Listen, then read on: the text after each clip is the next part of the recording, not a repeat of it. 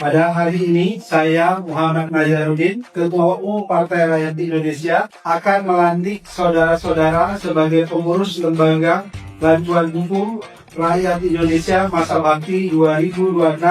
Apakah semuanya bersedia? Yang misalnya mempengaruhi tidak baik, tidak ada masalah. Karena negara ini negara demokrasi.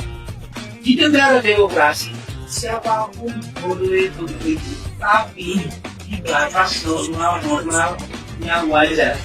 Tidak boleh sampai melakukan hal yang tidak baik, apalagi sampai melakukan langkah-langkah mantap.